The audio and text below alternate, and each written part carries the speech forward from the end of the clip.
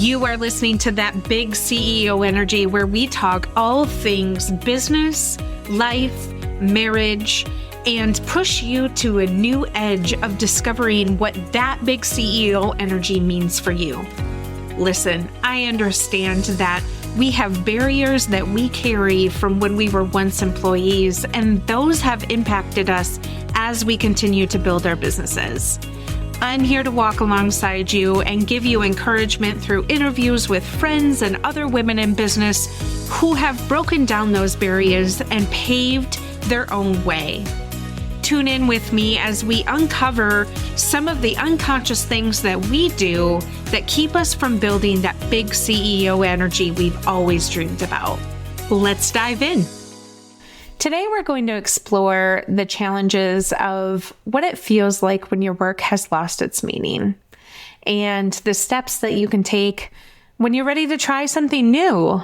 I feel like I am sitting on a couch with you with a cup of coffee and just talking about challenges. I know that as business owners, and sometimes if you are still working, for someone else, it can be really challenging that sometimes you feel like your work just doesn't have any meaning.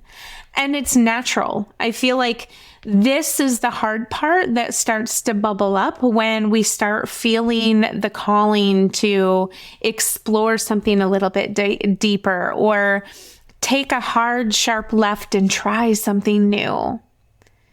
Have you ever found yourself in a situation where your work no longer feels fulfilling? Perhaps you feel stuck, lacking motivation and a sense of purpose. It's not uncommon, right, to experience these things throughout your careers. I think the first step is to acknowledge that it's okay to feel this way, but then also acknowledging that, you have the power to make a change. And it's important to recognize that our work plays a significant role in our overall well-being and sense of fulfillment. Our work makes up a big chunk of our day. And when we start to lose meaning in our work, it can really affect various aspects of our lives. But the good news is that it's never too late to explore new opportunities and maybe find a path that aligns with our passions and values. When you reach a point where your current work is no longer fulfilling you, it may be a sign that it's time to consider to try something new. But seriously, making a career transition, honestly, can be daunting. So I want to talk about some practical steps that we can take to kind of navigate this journey. And as always, I feel like any natural first step is self-reflection, right? I think it's taking the time to understand what aspects of your current work that you no longer feel called to or that feel meaningful to you. Sometimes it's making the pro and con list and breaking out the pen and paper. But during that time, it's coming back to what are the core values? What are my passions and interests? And reflecting on these questions will really provide valuable insights into what you want to pursue.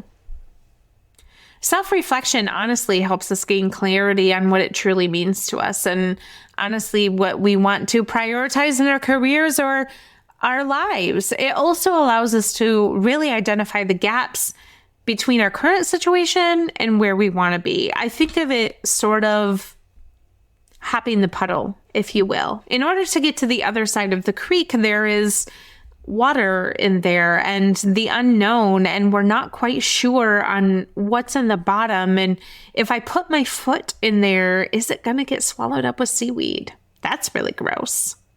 So we tend to do this freeze moment of, I'm going to make a choice. I'm going to make a choice to either back up a few steps, assess how big the gap is, and take that leap forward and hope to God I can stick the landing, right?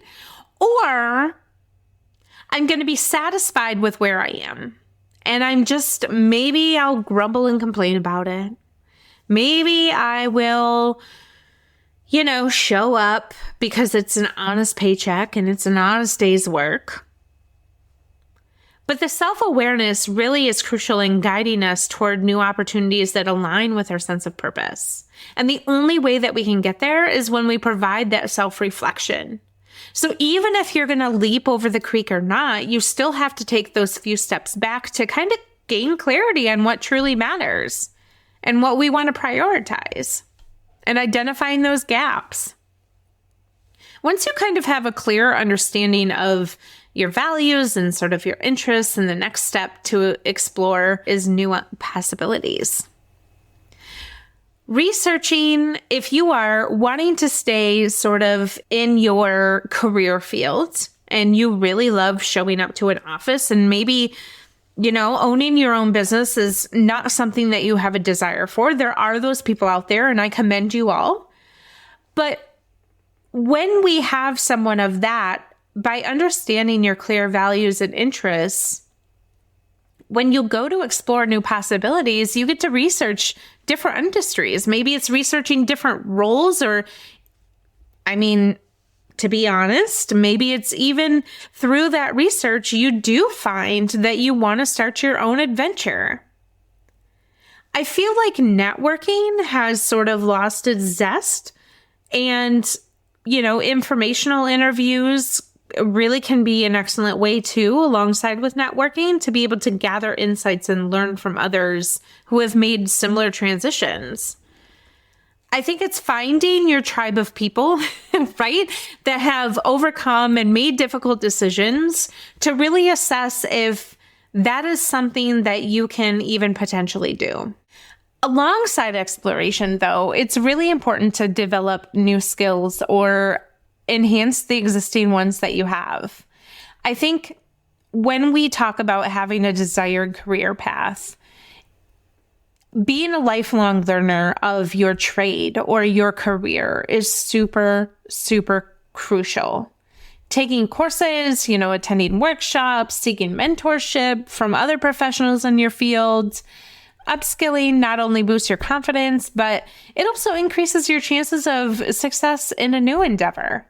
But if you are a business owner and you are an entrepreneur, I think one of the simpler things is important too when we are kind of caught in a mode of, is my work fulfilling? Is, again, taking courses, attending workshops, and seeking mentorship often lends itself to be able to have a different perspective and a different lens. And to really see, is it something that we need to be putting in a parking lot? Or is it something that we need to have be a fleeting thought? Or is it something that we really need to explore because we're really feeling called to it? But I think the only way that we're able to do that is to kind of do our research. When you learn and acquire new skills, it really helps us stay adaptable in an ever-changing opportunity central place. And I think it was Laura Kelly.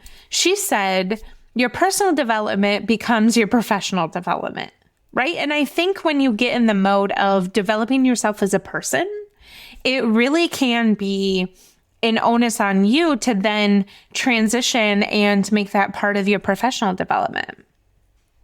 We really broaden our opportunities and open doors for new and meaningful work when we do that. And we often find things that maybe we didn't even realize that we were geared up and excited for and we want to explore. But the only true way to do that is to seek personal development. Building a strong skill set obviously gives you confidence to embrace new challenges and thrive in a different career path or a different business path. But as you embark on the journey to find new meaning in your work, I don't want us to forget about the importance of support. Seeking guidance from mentors, career coaches, or any, trusted individual who can provide value, insights, and advice is by far the best investment that I could have ever made in myself. When I started working with Laura Kelly, it was really scary. I will not lie to you. But I knew that I was surrounding myself with a supportive individual that can help me navigate these challenges. And it wasn't necessarily at that time that I was feeling unfulfilled in my work. It was just, I knew that I wanted to pivot to a different side of my work, but I didn't quite know where to start or what the transition process would look like. So I would also say that if you are in that position and your work isn't necessarily unmeaningful, but it is challenging and you want to explore a different side of your business or a different side of yourself, absolutely support is crucial when making a transition.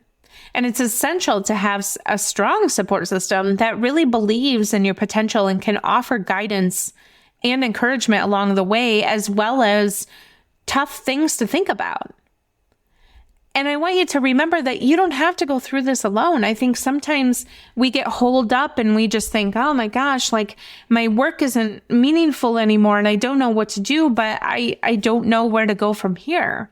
The support of others really can make a significant difference in your journey towards finding meaning in the new beginnings. Lastly, but maybe perhaps the most important, is to be patient and kind to yourself. I think changing a career or changing into a different side of your business or figuring out what is meaningful to you, it takes time, but it also takes effort. Spend time with yourself. Understand that these challenges and these setbacks are really part of the process. But they don't define your ability to succeed. They only define your ability to be able to pivot and understand what you need and what your soul needs. Embracing this journey and celebrating the small victories really is a trust in your own resilience. I think patience and self-compassion really are key during the times of transition. And I have found that the more patient and the more compassionate I am with myself, the better and the quicker that I come to the resolution of what I need to be doing next and what each step forward looks like. No matter how small, I think it brings us closer to finding work that really aligns with what our true passions and values are when we take that time and that self-compassion. Most importantly, trust yourself and trust your ability to create a meaningful and fulfilling career, whatever that looks like. Trusting in ourselves and embracing the process really allows us to navigate career transitions with both resilience and optimism. I think optimism is a key factor because it allows us to understand what the setbacks are, how we can navigate them, and also give ourselves encouragement to keep moving forward. I encourage you to reflect on your current work situation and consider that if it aligns with your sense of purpose, your business situation, what you are currently offering to your folks, does that light you on fire? Does it give you a sense of purpose? And if you feel the need for change, remember to embark on the journey of self-reflection. Explore what that looks like. Use your ability to upskill what you have, seek support, and practice patience. Your new beginning, really honestly, has just begun. And as I am exploring this challenge, I'm going to link all of the episodes to my inner work soul journey because that's really what it is.